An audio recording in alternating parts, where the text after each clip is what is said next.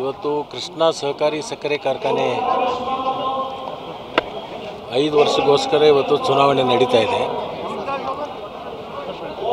ನಾನು ಮತ್ತು ರಾಜು ಕಾಗೆ ಅವರ ನೇತೃತ್ವದಲ್ಲಿ ರೈತ ಸಹಕಾರಿ ಪೆನಾಲನ್ನು ಗೆಲ್ಲಿಸಬೇಕು ಅಂತ ಹೇಳಿ ಅವರೆಲ್ಲರ ಪರವಾಗಿ ನಾವು ಪ್ರಚಾರ ಕೂಡ ಮಾಡಿದ್ದೀವಿ. ಬಹುತೇಕ ತಾಲೂಕದಲ್ಲಿರ್ತಕ್ಕಂಥ ಎಲ್ಲ ಮತದಾರರು ರೈತ ಪೆನಾಲನ್ನು ಗೆಲ್ಲಿಸ್ತೀವಿ ಅಂತಕ್ಕಂಥ ಒಂದು ಆತ್ಮವಿಶ್ವಾಸವನ್ನು ನಮ್ಮ ಮುಂದೆ ವ್ಯಕ್ತಪಡಿಸಿದ್ದಾರೆ. ನನಗೂ ಕೂಡ ಆತ್ಮವಿಶ್ವಾಸ ಇದೆ. ರೈತ ಸಹಕಾರಿ ಪೆನಾಲು ಭಾಳ ದೊಡ್ಡ ಅಂತರದಿಂದ ಈಗಾಗಲೇ ಒಂದು ಗೆದ್ದು ಬರುತ್ತೆ. ಆಮೇಲೆ ಈಗಾಗಲೇ ಒಂದು ಅವಿರೋಧ ಆಗಿದೆ. 12 ಅಭ್ಯರ್ಥಿಗಳನ್ನು ಗೆಲ್ಲಿಸಬೇಕಾಗಿರ್ತಕ್ಕಂಥದ್ದಿದೆ. ಯಾವುದೇ ಥರದ ಆತಂಕ, ಭಯ ಅಥವಾ ಯಾವುದೂ ಇಲ್ಲ. ಭಾಳ ಕ್ಲೀನ್ ಶೀಪ್ ಮಾಡ್ತೀವಿ ಅಂತಕ್ಕಂಥದ್ದು ನಮಗೆಲ್ಲರಿಗೂ ಆತ್ಮವಿಶ್ವಾಸ ಇದೆ. ಜನರು ಆಶೀರ್ವಾದ ಮಾಡ್ತಾರೆ ಮತ್ತು ಜನರ ವಿಶ್ವಾಸವನ್ನು ನಾವು ಕಾಯ್ಕೊಂಡಿದ್ದೀವಿ. ಆ ಒಂದು ಹಿನ್ನೆಲೆಯಲ್ಲಿ ರೈತರು ನಮ್ಮ ಕೈ ಬಿಡಲ್ಲ ಅಂತಕ್ಕಂಥ ಸಂಪೂರ್ಣ ಭರವಸೆ ನಮಗಿದೆ ಮತ್ತು ನಮ್ಮ ಪೆನಾಲ್ ಗೆದ್ದು ಬರುತ್ತೆ. ಸರ್, ಕಳೆದ 20 ವರ್ಷದಲ್ಲಿ ಈ ಪರಿ ಚುನಾವ ಆಗಲಿಲ್ಲ ಸರ್. ಇಷ್ಟೇ ಯಾಕೆ ಬಾರಿ ಜಿದ್ದಾಜಿದ್ದಿನ ಕಣಕ್ಕೆ ಬರಲಿಲ್ಲ? ನನಗೇನು ಜಿದ್ದಾಜಿದ್ದಿ ಅನಿಸಿಲ್ಲ. ಪ್ರತಿ ವರ್ಷ ಚುನಾವಣೆ ಆಗುತ್ತೆ, 5 ವರ್ಷಕ್ಕೊಂದ್ಸರಿ.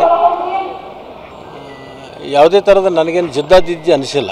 ಭಾಳ ಸರಳವಾಗಿ ಅತ್ಯಂತ ಬಹುಮತದಿಂದ ಆರಿಸಿ ಬರ್ತಾರೆ ಅನ್ನತಕ್ಕಂಥ ವಿಶ್ವಾಸ ನಮಗಿದೆ. ಅಂದರೆ ಎಲ್ಲೋ ಒಂದು ಕಡೆ ರಮೇಶ್ ಜಾರಕಿಹೊಳಿ ನಿರಾಶೆ ಆಗುತ್ತೆ ಅಂತ ನೋಡ್ರಿ. ಯಾಕಂದರೆ ಅವ್ರು 0% ಬಡ್ಡಿ ತರ್ತೀನಿ, ನಮ್ಮ ಪೆನಲ್ ಗೆದ್ರಿ ಅಂತ ಹೇಳಿದ್ದಾರೆ.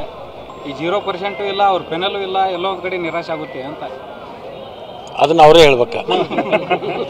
0% ಏನು ಹೇಳಿದಾರೋ ಅದನ್ನು ಅವರೇ ಉತ್ತರ ಕೊಡಬೇಕು. ಅಮಿತ್ ಶಾ ಅವರಿಂದ ಅದೇ ಕೇಂದ್ರದಿಂದ ಅಮಿತ್ ಶಾ ಅವ್ರ ಕಡೆಯಿಂದ ಇದಕ್ಕೆ ಶೂನ್ಯ ಬಡ್ಡಿ ದರದಲ್ಲಿ ಸಾಲವನ್ನು ತರ್ತೀನಿ ಅಂತ ಹೇಳಿದರು.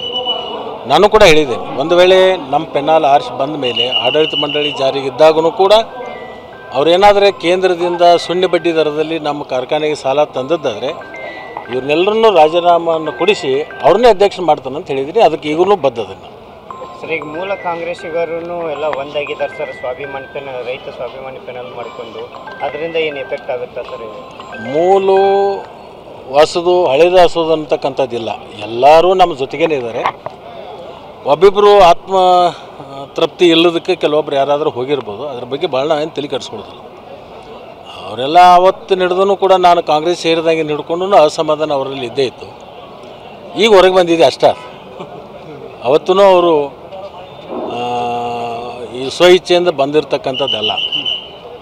ಅವ್ರಿಗೂ ಕೂಡ ಪಕ್ಷದ ಒಂದು ಚೌಕಟ್ಟಿನಲ್ಲಿ ಇರಬೇಕು ಅಂತೇಳಿ ಇದ್ದದ್ದು ಅಷ್ಟೇ. ಅದನ್ನು ಬಿಟ್ಟರೆ ಏನು ಬೇರೆ ಅವತ್ತೂ ಅವ್ರು ಯಾರ್ಯಾರು ಕೂಡಿದ್ರು ಇವತ್ತು ಅವರು ಕೂಡಿದ್ದಾರೆ.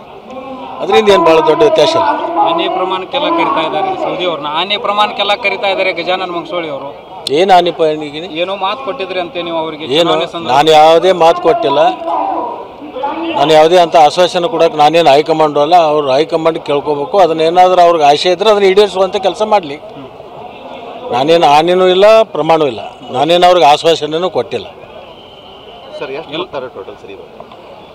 ಸುಮಾರು ಕೋರ್ಟ್ನಿಂದ ಬಂದದ್ದು ಎಲ್ಲ ಸೇರಿಕೊಂಡು ಸುಮಾರು 10,000ವರೆಗೆ ಆಗುತ್ತೆ.